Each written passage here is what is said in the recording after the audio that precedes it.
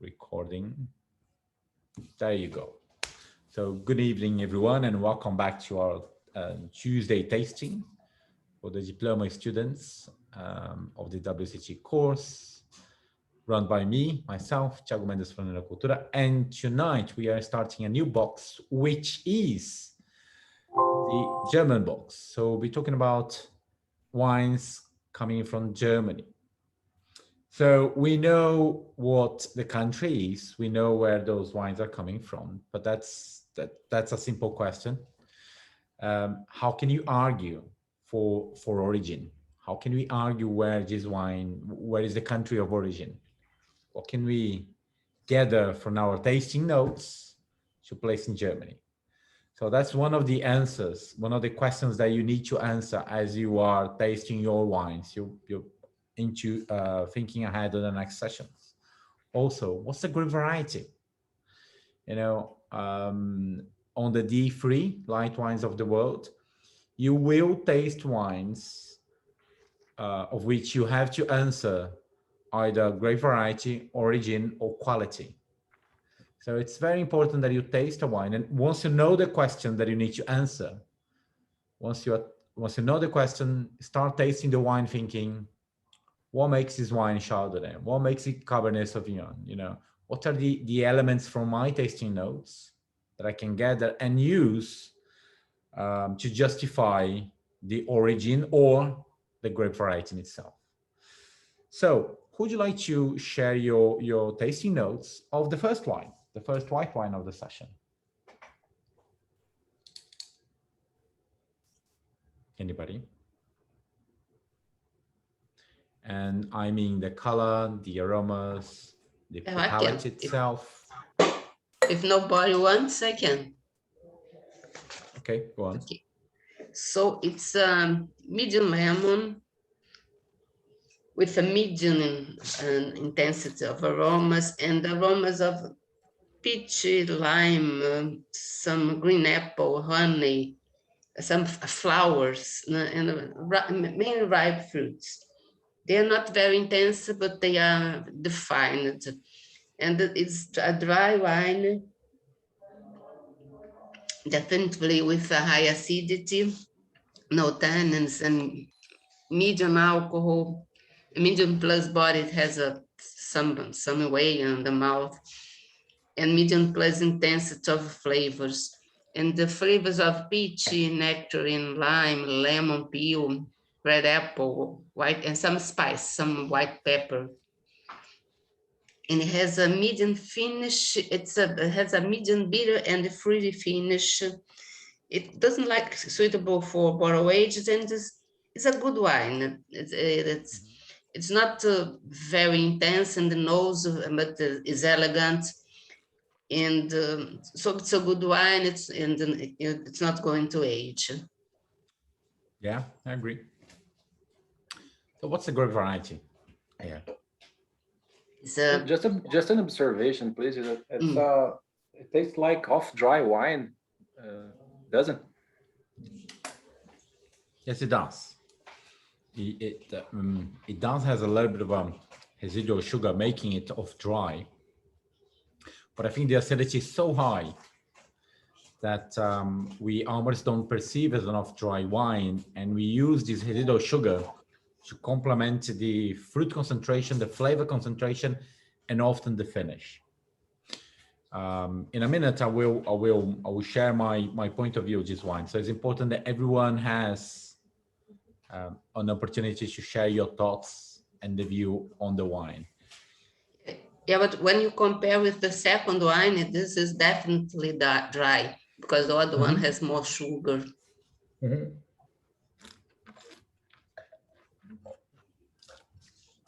So what's a good variety here for you? For me, but because of the body, it's not a very light wine. And also, for me, the color, it was what catch my attention. I don't know in Germany, but it's the Pinot Gris, I think it's Weißburgunder. Because the color is not the characteristic color of a white wine, because of this red hint that it has. I might be wrong. Do you find this wine to be medium body, you know, like big in a sense? Okay. Yeah, I thought it has more than the basic level of body. Okay. And what makes this wine a Pinot Gris rather than a Pinot Blanc? And it's important that you use the correct term or the local term, like a Spätburgunder, Weißburgunder, Grauburgunder. And this, if you think of a Pinot Gris, then is a Grauburgunder. If you think of Pinot Blanc, then a Weißburgunder. So what makes it a Pinot Gris rather than a Pinot Blanc, in your point of view? Because those two grape varieties they share things in common. For me, mainly the color, but also it has a white fruit aroma, white fruit taste.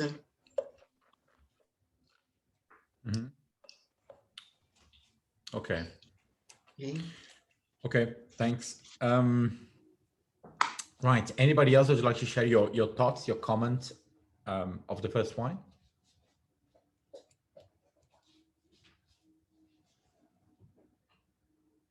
No?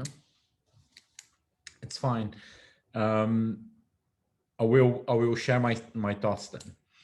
I think, yes, it is a pale lemon wine, pale intensity, lemon color. However, it has a sort of an orangey pink hue to this wine, which adds some color to it. And that could lead you to think, is this a low quality wine that perhaps is oxidizing? You know, this sort of an orangey pinkish, that, you know, some wines when they are oxidizing, they start having this sort of color. Or could this wine, by the color, you know, just by the color, could this wine perhaps have had a little bit of a noble rot? Because noble rot can also add some pigmentation to the wine. So when you start noticing that the wine has it is sort of a pinkish, you know, I start to thinking, where does it come from? Can I use that to justify a grape variety, for example, or a blend, or a region, or a traditional winemaking applied to a particular region? So it's important for you to pay attention to it. The nose for me it's very youthful. I mean, for me, it's a wine that it has this sort of a low or medium minus aromatic intensity. But the aromas are very pretty. I mean, they're quite well defined. They're on a tropical side of it. So it has sort of a peachy, nectarine, orangey, mandarins, a little bit of pears and apples. So it's kind of white fruit, and at the same time going towards a sort of a more tropicalness to it. But make no bad judgment. It is a simple wine, and that's the best that this wine can actually reach. So the aromas is telling you I'm a youthful wine and it's early consumption, simple as that. But by tasting the wine, for me, it's a dry wine that has this sort of a dryish kind of a style. So it has this sort of a off dryness, which doesn't make it does not make my palate sweet, but instead this sort of off dryness, this residual sugar adds to the wine a little bit more body, a little bit more flavor intensity. So, but for me, it's a dry wine that has a medium minus body. It has a medium alcohol, and for me, if I was to say the percentage, I would be about 10 and a half, 11% alcohol. For me, it's an 11% alcohol level. I think it has medium flavor intensity, like the perceivedness of flavor, but it is short. It doesn't last long.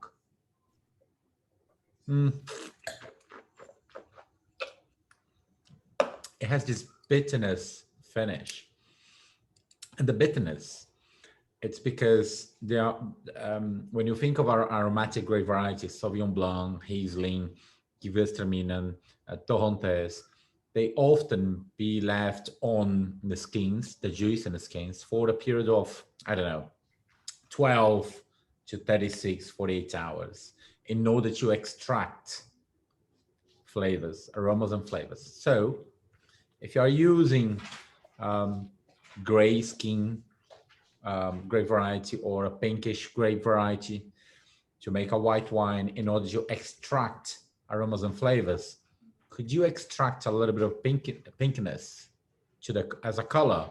Yes. So a Pinot Gris grape variety could be, an indication.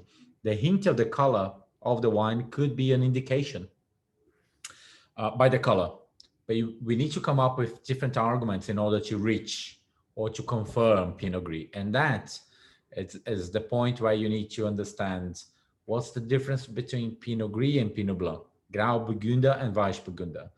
And remember, Germany produces a lot of different grape varieties. Some of them are quite not expressive aromatically, but they do have a perception of aromas, such as Bacchus, that can be quite aromatic in the same style as here, but a lot less body, high acidity, less flavor intensity.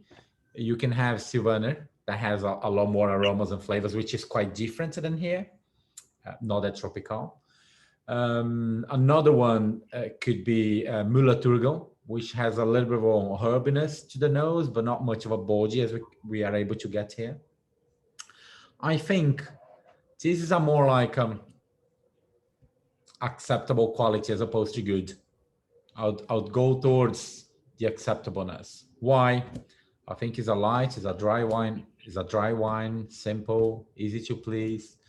And once I think within quality level, I understand that I am not within the VDP quality level. I'm probably more on a German structure, German quality level, Germany law, winemaking law, as opposed to the VDP winemaking law. Therefore, I'm expecting a wine that costs, I don't know, around €1, €1.30, €1.80 at most quality level. And therefore, so I'm expecting to buy this wine at Tesco's, Aldi, or any other entry-level cheap supermarket for €3. So I think it's a wine that tastes like a €3 pot of wine. And then another thing, by tasting a wine, by understanding that this is an entry-level simple wine, €3 quality wine, what are the grape varieties that often play within that zone? So that is another way of justifying your argument. For example, if you think it's a Riesling, for example, where does it come from, the Riesling? Does it come from the Grand Cru sites? Does it come from the close to the river banks? Is it high production? Or is it a more less prestigious grape variety? Can a Riesling be produced and sold by €1.30? Probably not. Not 100% Riesling, but perhaps a blend with all the grape varieties. But Ortega, Müller-Thurgau, Sylvaner, Pinot Blanc, Grauburgunder, Weißburgunder, perhaps that can be part of it. So justifying by grape variety, can anyone help me regarding grape variety? Does anybody know the grape variety and have a justification applying for the grape variety itself? No?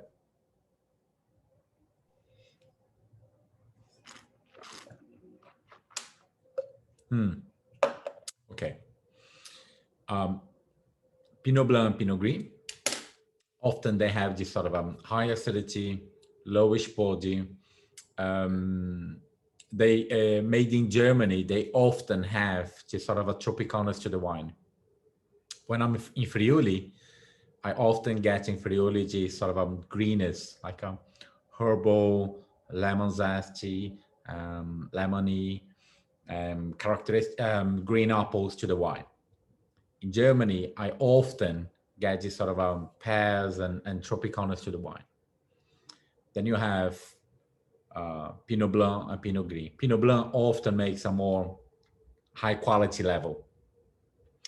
It has, as a grape variety itself, it has a lot more intensity of aromas, pure high acidity, affinity to least contact, affinity to oak, obviously old oak, but often we're gonna see premium Pinot Blanc being made in Germany, also in Alsace.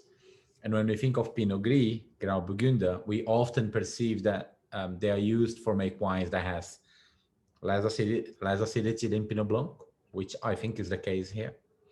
Less concentration of aromas and flavors, and often made in a more acceptable and simple style. You know, that there is no ambition, which for me, it seems to be the style of the wine, the case of the wine. I mean, no ambition. I'm making a wine that is simple, is correct, easy pleasing, but high volume.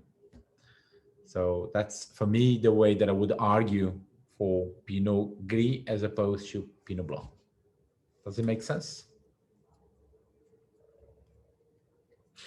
Are you guys familiar with Pinot Blanc, quality level Pinot Blanc from Germany and quality level Pinot Blanc from Alsace?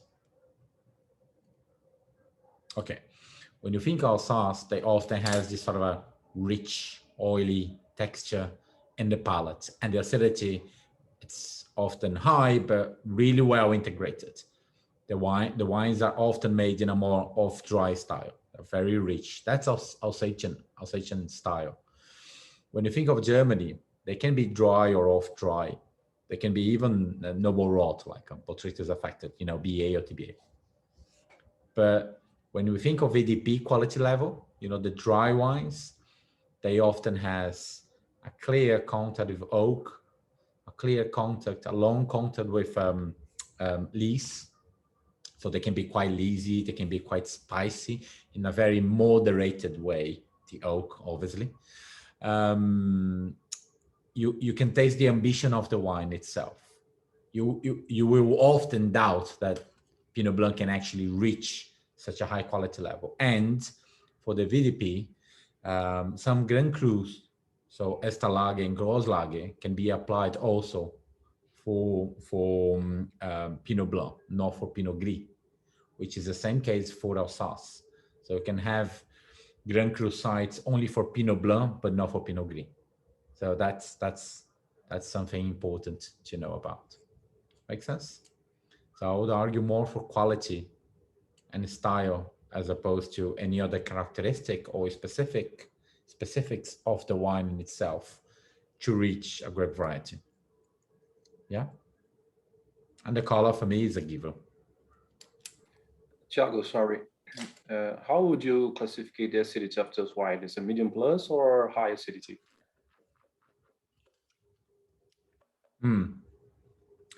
When I'm tasting for the master of wine, I'm tasting always on the extreme. So for me, it's a high acid wine.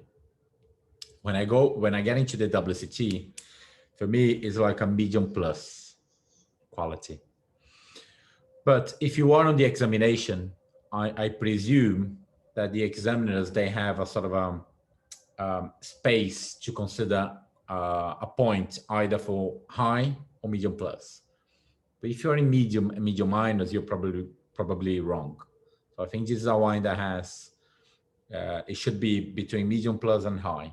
For the master of wine, by describing the wine, I'll say, this is a simple light wine, crispy, crunchy, with high acidity, low body, in a more generic way I would be describing. But I think it's rather medium plus than high. Make sense? Good. And I think that as the wine is warming up in your glass or in the bottle, it will become a lot more clear that the wine is rather acceptable than good and more simpler than we actually thought, according to the temperature of the wine.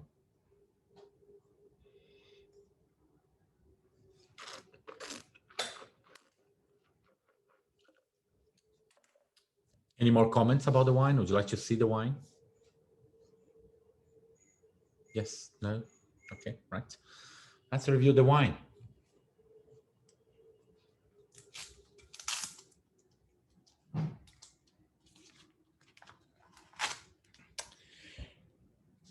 Yeah, as always, I'm wrong regarding alcohol level. So it's 12.5 as opposed to 10.5, 11. But yes, it's It's a Pinot Gris, J. Meyer, Vin de Cepage, 2020, coming from Pfalz, which is south in Germany. And Pfalz is one of the regions where you find a lot of simple wines, good quality, good drinkability at very, very low prices. In Pfalz, you find Pinot Gris, Pinot Blanc, Spätburgunder, Riesling at very, very affordable prices. Why? Because that's one of the regions that it's rather more flat as opposed to, how can I say, slopes when compared to other regions. You know, you have a lot more flat area for grape growing as opposed to slopes, as you see in many other regions around Germany. Any other comments about the wine? Yeah. Thiago, so go ahead. No, let's talk about Palatinate. You have Forst and also Dusdenheim. In those two regions, the average price of the Riesling are a little bit higher in comparison to other sub-regions of Palatinate, right? Mm-hmm. Yeah, Dusdenheim often produce much better quality, and you find a lot of producers from the VDP there.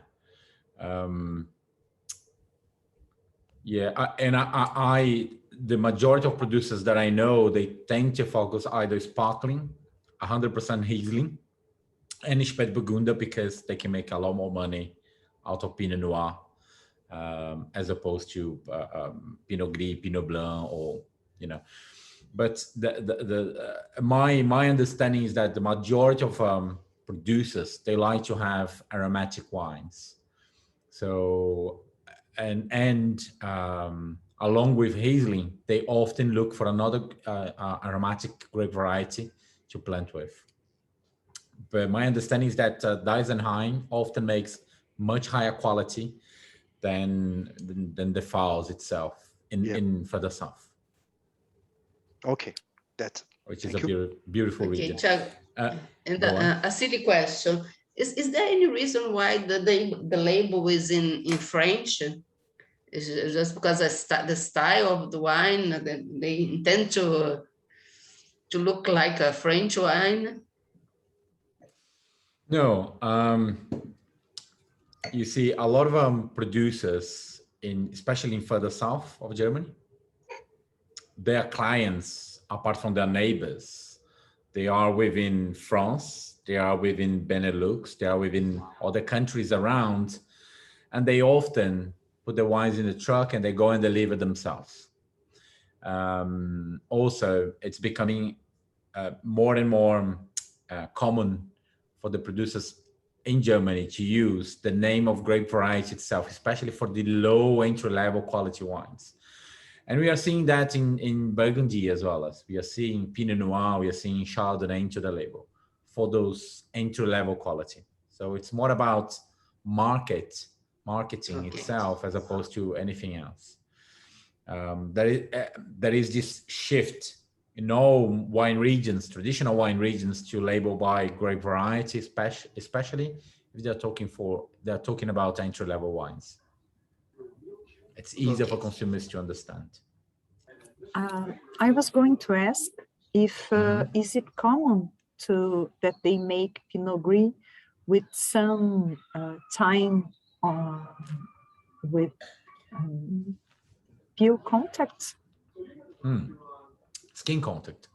Well, skin contact, yes, they often do. They distilm the grapes.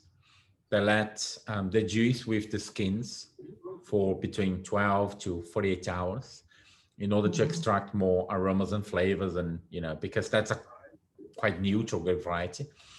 And in that sense, the color could be the color of the wine, this sort of a pink hue or orange hue that we can see into the wine, is probably related to this skin contact. So it's very common. Is there any other region in the world where you expect to see this color in the Pinot Gris? Because you find in Alsace. In Alsace also. Yeah. Okay. Yeah, you find some Okay. Pinot Gris in Alsace that a lot more rich and have a lot more color, but Mhm. often they don't go towards this pinkiness. They often go towards a more goldness. Mhm. You know, Would when you it are be in Alsace. correct to describe it as a pale gold or orange, pale orange, due to this? Because when I compare it with the other one, Yeah, it's really Uh, different. I would try to consider as a white wine. So I would describe it as a white wine. What I have noticed that is becoming a lot more common, it's around Friuli. They are making rosé out of Pinot Gris. So a lot Yes. of producers, they're making 100% rosé. So it's a rosé wine. It has a rosé color. It has a rosé intensity. And they're labeling as rosé, although it still look like it resembles a white wine, but it's becoming more and more trendy around But Friuli. they live with the skins a lot more As well than. as, yeah, Yeah. yeah, a lot more. Yeah, Okay, thank you. you're welcome. So shall we move on to the second wine? Who would you like to share your thoughts as I'm tasting my wine now?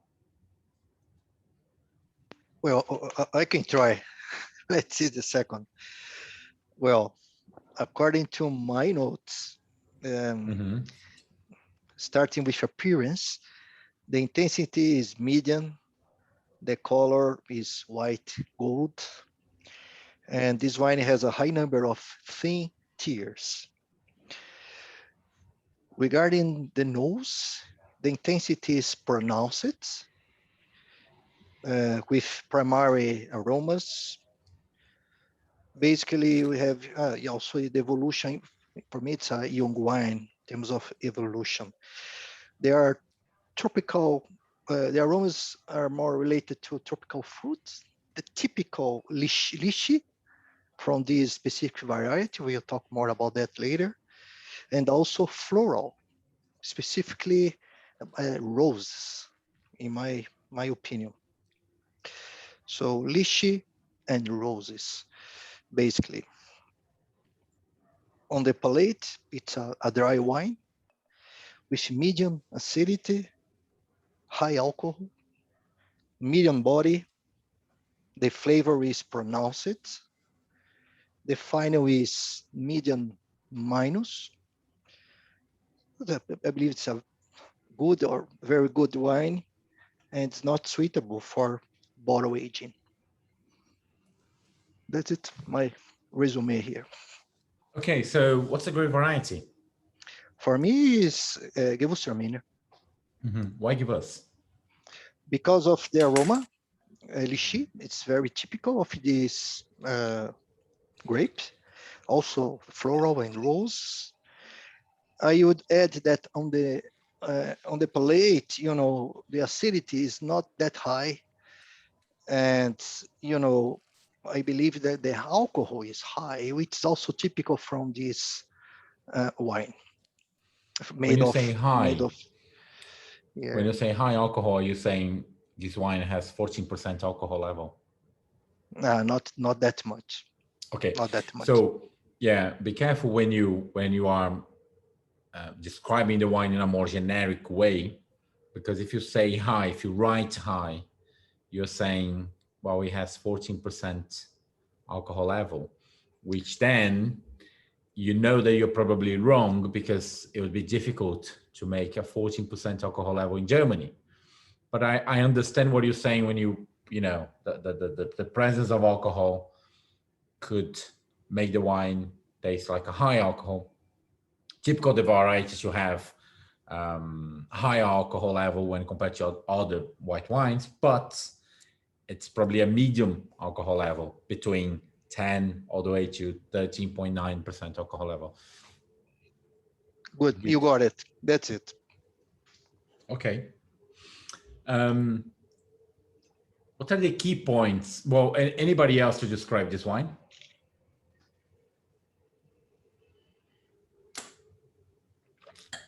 May I? Yeah. Okay, it's pale lemon wine with medium intensity, medium plus intensity of aromas of jasmine, pineapple, lychee, honey, and some nutmeg. It's off-dry, balanced by high acidity with a medium alcohol, medium body, and medium intensity of flavors, being in the palate like the same spectrum of the aromas, mainly tropical fruits like pineapple and lychee, and some honey, but with a hint of nutmeg also. I found it a little spice in it. It has a short finish. It's a good quality wine and not suitable for aging. I think it's meant to be exactly what it is. Easy to drink, pleasing. It's very forward, easy to like and easy to drink. Right. So what's the grape variety? Gewürztraminer. So do you all have your materials from level 2? If you do have your materials from level 2, go back to it and read what's the descriptors of Gewürztraminer, what's the characteristic of Gewürztraminer. And do that, do your flashcards on, also I think on your D1, you should have a list of grape varieties with a descriptor of grape varieties. Use that, because that helps you to use arguments for the grape variety itself. So I agree with you, Eloise, when you say medium pale lemon. I would rather go and say medium lemon. It has a lot more intensity, but it's fine. I would stay on lemon as opposed to gold. I think the aromas it's pretty much pronounced. I liked when you said jasmine. I think that's the thing. Is aromatic, it's flowery. So use jasmine, you can use blossom, orange blossom, and then you can move on into just sort of a herbal, lemon zesty, green grapes sort of characteristics. Then you can move on into just sort of pineapple and lychee, which is another truly an unexpected characteristic of Gewürztraminer, which is well planted, a common grape variety within German, cultivated within German. So rose petal is another common descriptor for Gewürztraminer. Ginger is another characteristic, and honeycomb. So he has a little ginger to the nose, and that's why the grape variety is called Gewürztraminer. The traminer is sort of a ginger characteristic to the grape. The spice I was looking for was not nutmeg, it was ginger. Yeah. Now that you said, yes. Yeah, it has sort of a ginger to the nose, which once you understand the grape, once you pick up the lychee, once you pick up the flower, sort of a rose and jasmine, you are within lychee, you are within Gewürz. But if you have 3 aromatic grape varieties, Sauvignon Blanc. Well, Sauvignon Blanc, it's pretty easy, but if you have Gewürztraminer, and then if you have Muscat, and if you have Torrontés, that's pretty much a difficult flight for you to differentiate one to another. I would struggle, because the aromatic characteristics can vary, and the lychee can be a component within all those wines. But what makes them different one from the other is the characteristic that you should be able to pick up on a palate. Yes, a Gewürz often could be dry or off-dry, and I think this is an off-dry wine. For me, it has medium body and has medium alcohol level, like a 12% and 12%. I think it's a wine that has medium acidity. It's quite good acidity. It balances out the body and the flavor, but it doesn't last much longer. So yeah, medium acidity, refreshing, zesty, good, but medium acidity, medium intensity of acidity. Pronounced flavors, I mean, really well defined, very ample, very broad in your palate, but rather short finish, which for me, it has a bitter, grippy to the end, which is, again, it's common to have an aromatic grape variety in contact with a skin contact with the juice in order to extract aromas and flavors. And though this sort of a phenolic gripness, it's common to find in Torrontés, it's common to find in Muscat, it's common to find in many aromatic grape varieties. So it shouldn't be different to apply here. And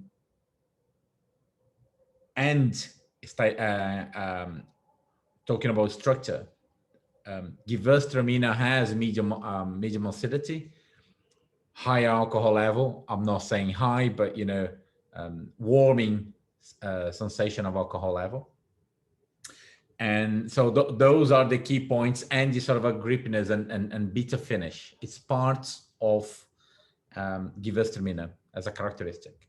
If you were comparing to Torrontés would be having really high acidity, less body. It could be medium, but you'd taste more vertical. This wine tastes a little bit fatter, a little bit like a bigger and bold. Also, Torrontés, for example, they often finish really dry. Sauvignon Blanc finishes dry. Muscat could be dry, but the majority of the wines, they'll be off dry. But Muscat should have much higher acidity than a Gewürztraminer. But the question is not about Muscat or Torrontés because they are not planted within Germany, right? So what makes Gewürztraminer as opposed to, let's say, Müller-Thurgau? What's the difference? Müller-Thurgau is neutral. No, they can have quite aromatics, but you wouldn't have this body and all these aromatic characteristics such as lychee and a lot more acidity. But you will often find a Müller-Thurgau that has more aromatics to the wine, not as pronounced as Gewürz, but probably a lot more than Pinot Gris, for example. What makes it, again, Gewürz as opposed to Bacchus, for example?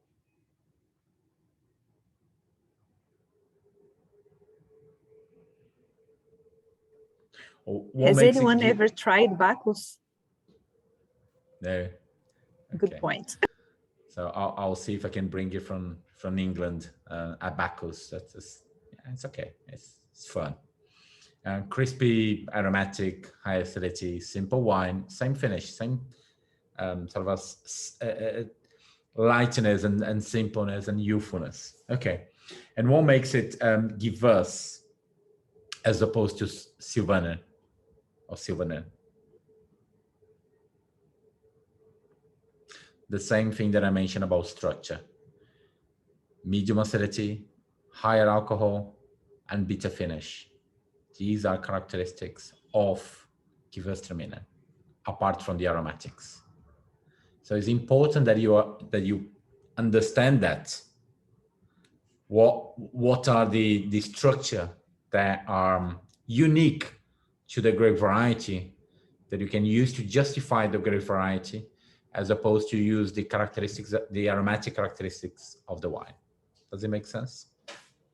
Okay. Shall we review the wine? Yeah. Shall we talk about it? Quality, I think it's rather good than very good. Yeah, no bottle aging. Then we need to discuss why those two wines are truly German wines.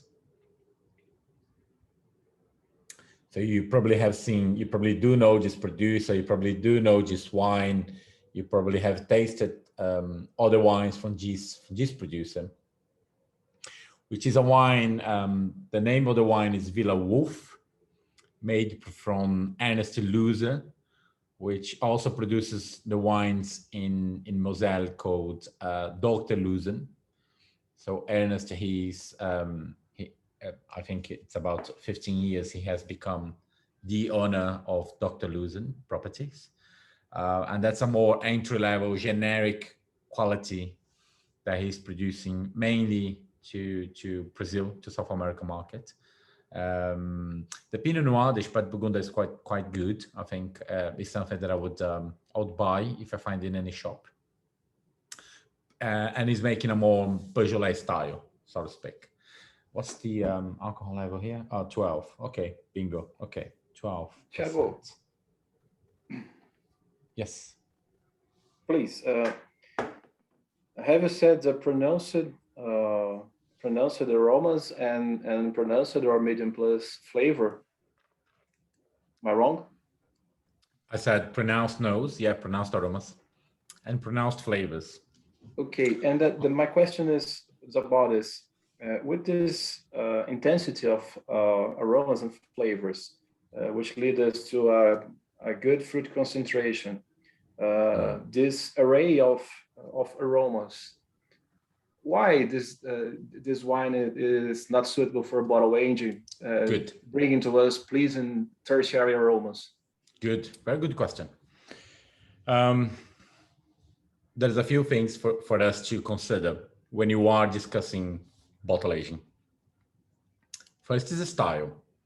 Is a style that is best suited and best enjoyed while is young and fresh and youthful, not when it's a wine that is aged. Can a Gewürztraminer age well? Yeah, some of them can, but understanding its limitation. Second reason, it's a wine that has moderated medium acidity and already a sort of a warming sensation in the back palate, which means that as it gets older, the acidity will drop and the alcohol level will become even warmer as it develops, as the wine matures. Also, it has pronounced flavors, so you can distinguish other flavors. And I think that all this presence of flavors, roses and flowers and stuff, it's probably coming from the residual sugar, concentrating the perceivedness of flavor as opposed to layers and concentration. Because at the end, for me, I had this wine more on a medium minus short finish. It doesn't last much longer, does it? If you taste the wine and press your tongue against your mouth, you will notice that it doesn't last much longer.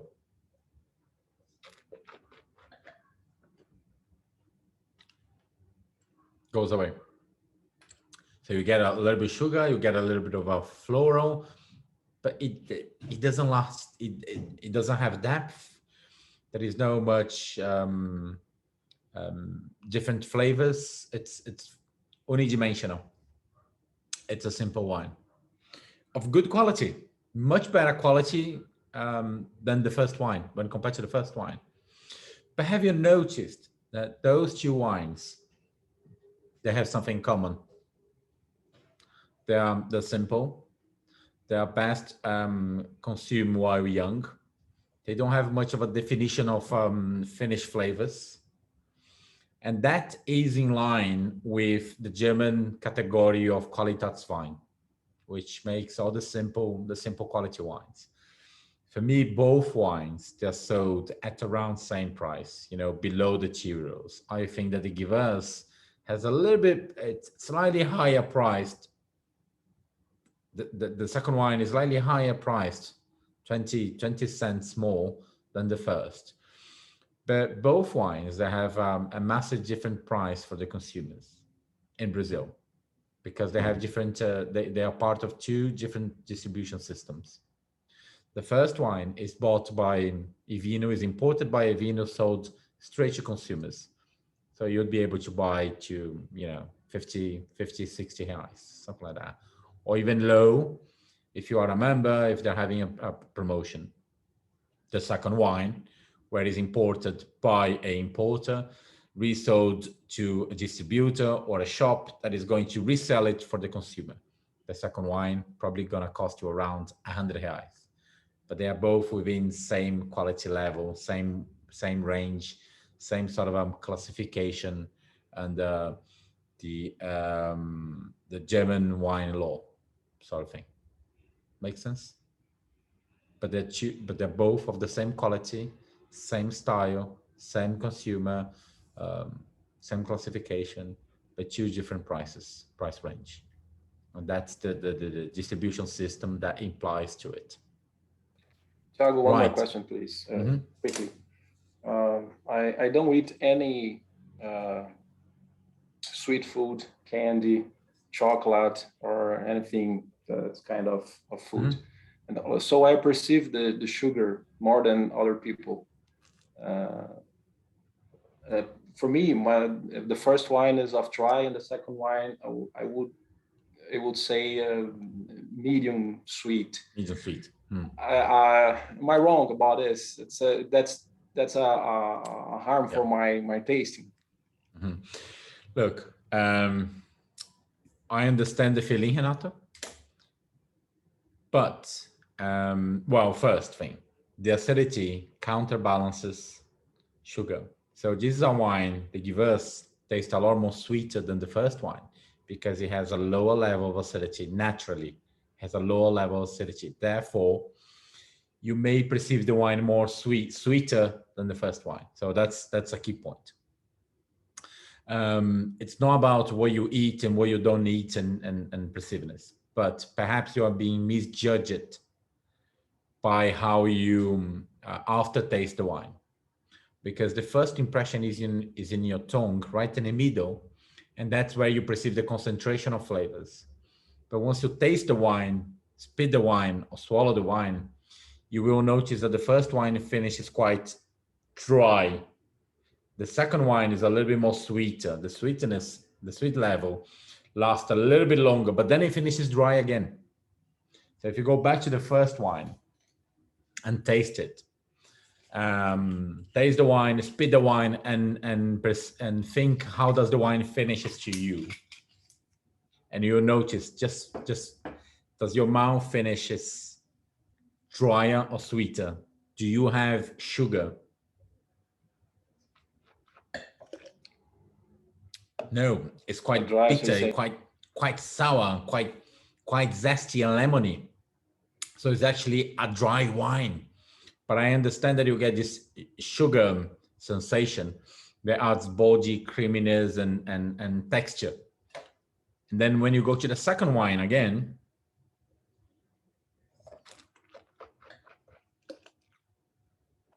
yes, it does finish sweet, like you know, that crystallized skin orange that you have with a coffee, that sort of thing. So it's bitter, it's sweeter, but it has acidity and it has some sweetness as well as, so that kind of thing. So the first impression was the sugar. It's very sweet, but then once it finishes, and a lot of wines from Italy,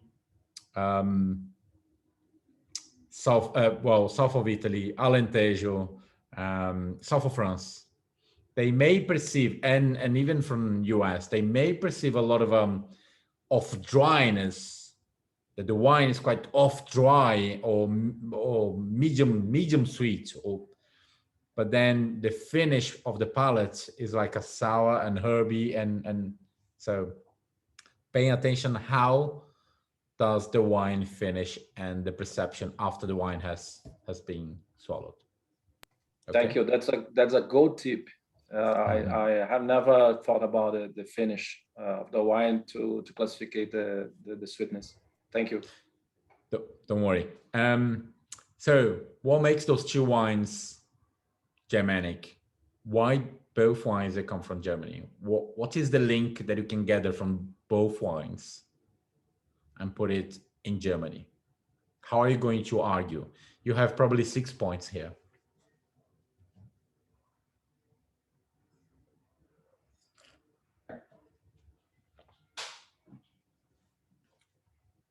Anybody?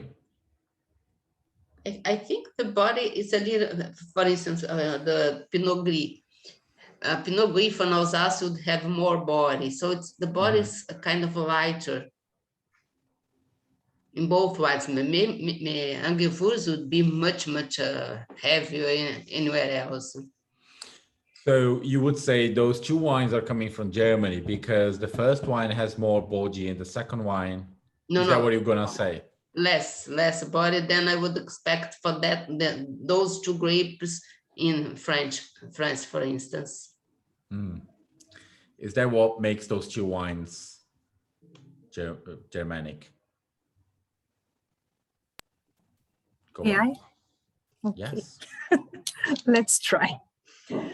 I would say they're both German because they share a common style between among them, because they are both very fruity, aromatic, with medium plus to high acidity, and at the same time with some residual sugar. One is dry, but you can perceive the sugar, and the other is off dry. And this choice of a white, aromatic, simple wine with this kind of style is very popular in Germany. And you have to consider that most of the German wine is consumed within Germany itself. So it's popular among the producers also because it's popular among the consumers. You see, that's a very clever way of talking about the wines, which is talking about the style. And often winemakers, they talk about the style because they're more familiar with the style. They often use winemaking techniques in order to place in Burgundy, in Bordeaux, or in Champagne, or whatever. But I think if you have a question where those wines are coming from, and you know it's coming from Germany, try to link all the natural influences. So both wines are coming from cool climate wines. Wine that have high acidity or high, well-perceived refreshing acidity. So you don't need to say both wines have high acidity, but you can say both wines have high perception of refreshing acidity. Good. So both wines, high refreshing acidity. Both wines are coming from grape varieties that often are cultivated into cool climate conditions, you know, such as Gewürztraminer, Riesling, Pinot Gris, Pinot Blanc. Yeah, both wines they have moderated alcohol level. Both wines are aromatic. Both wines are youthful and simple, in line with wines produced in cool climate influence, such as Germany. What makes it German rather than Austria? Well, Austria often has a lot more sunshine intensity, sunshine hours, therefore producing wines that have a lot more flavor intensity, therefore producing wines that have much higher alcohol level, therefore producing wines that have a lot more drier and body and weight when compared to those two wines. They are not, the first wine, it's not dry sensation because it wants. It has this of dryness because it needs to counterbalance against acidity. Once, back in 2014, I had the opportunity to host Ernest Luzen, Dr. Luzen, in our office. We had a small warehouse office. Where was it? It was just around the corner where Italy is at the moment, just behind it. And he was there and we had a tasting for like 50 people. That was a long time ago, 2014. And he was saying, we don't care how many grams per liter of sugar we got. What we are after is the balance between acidity and sugar. So which for you may seem like a by the rules a speculator. For me, I'm gonna sell it as a dry wine because I have enough acidity to counterbalance the sugar level, and I don't care how much sugar I got, as long as you have the sensation that the wine is dry. So I could have like 20 grams of sugar per liter and still sell it as a dry wine. Just like many producers in Champagne that they will have like 15 grams of sugar per liter and sell as dry. You know what I mean? So, but the majority of wines produced in cool climate influence, they may have extra residual sugar to counterbalance. It's part of the style. So if you get a Riesling from Germany and you get a Riesling from Clare Valley or any other cool climate influenced around the New World, both would have different perception of acidity, body, weight, but the Germanic wines, they'll be rather soft, rather mineral and soft because of the residual sugar. They will add some softness to the body. And the New World will be more astringent in a way.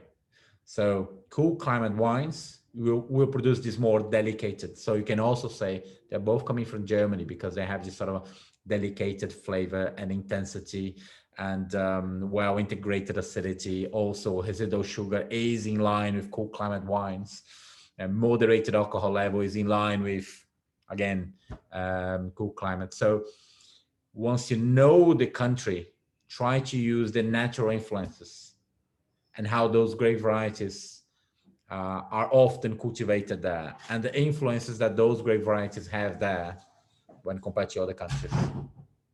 So it's great to use the style. So they are stylistically Germanic, but style can be recreated elsewhere. But if you can use the influence of the climate and how those grape varieties are planted there, and how they style also complement to the Germanic production, then you have a more convincing answer in order to have your 6 points. Make sense? Good. Hope you have enjoyed, and I can guarantee the next 2 flights are more inspiring than those 2.